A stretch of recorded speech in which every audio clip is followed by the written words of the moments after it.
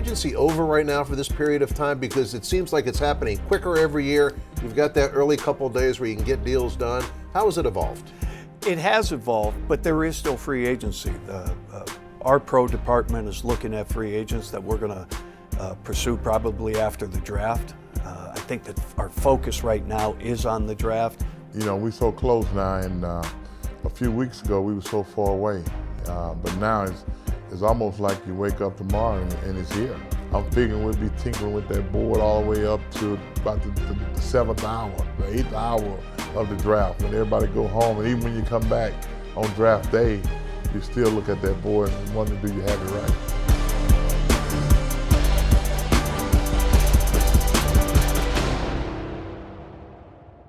It's reported that a lot of the Redskins front office down in Alabama for their pro days. What is that like? Because that's a program like no other right now in college football.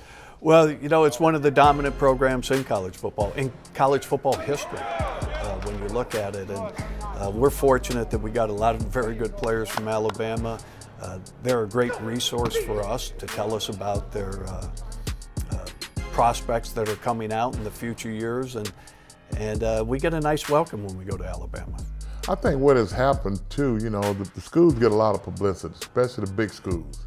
All these young recruits out there see what's going on and they want to be a part of it. You know, we understand the big schools and the little schools, but I think their job is not to evaluate the school, evaluate the player. And sometimes that's a little tough because you figure the little school, the player's not as good, but I think if you look around over the last couple of years or so, you know, the defensive rookie of the year comes from South Carolina State. You know, so it's all about grading the player and not the school. Sure, the big school's gonna have some things that the little schools don't have.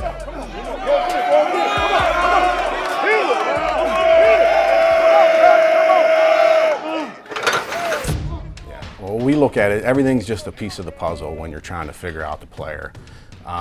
We take the scouts' reports, the information that they've gathered.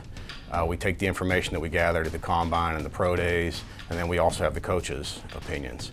So you just take a little bit from each one and you try to make sense of all of that information, and at the end of the day, we want to get them right for the Redskins and how they're going to fit our football team. I do summer film, I come in, I get eyes on my guys, my target guys in August, and then I come back around for a second time and a third time if need be. The most important thing is if they love the game, if they love football, if it's important to them.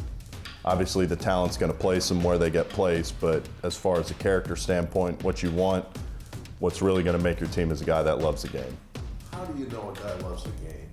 The way they play, you can see it on the film, and the way people talk about them. Their coaches, support staff, they know pretty quick if a guy's all in.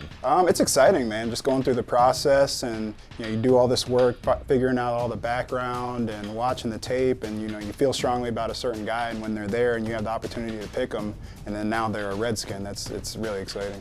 Yeah, obviously really excited about this year's draft. I mean, I think it's a pretty deep class, and I'm excited to see what we do with it. This has been my passion my entire life. I've always lived for the draft. This is what we've been working on since basically last summer. So it's a calendar year's worth of work that we've been putting into, and I can't wait to see who becomes Redskins at the end of the day. I think number one, you know, we identified some players that we would like to have, but we also understand that you just can't go up there and pull them off the board. Fortunately, the last 2 or 3 years, we've got some guys that we would like to have, and they fell into our lap. Hopefully that'll happen again this year, and we'll get a chance to build on what we've already have in-house. And we have to wait on other people to pick people, and you know, we put up 4, 5, 6, 7 guys on the board that we'd like to have and hope that they leave them there for us.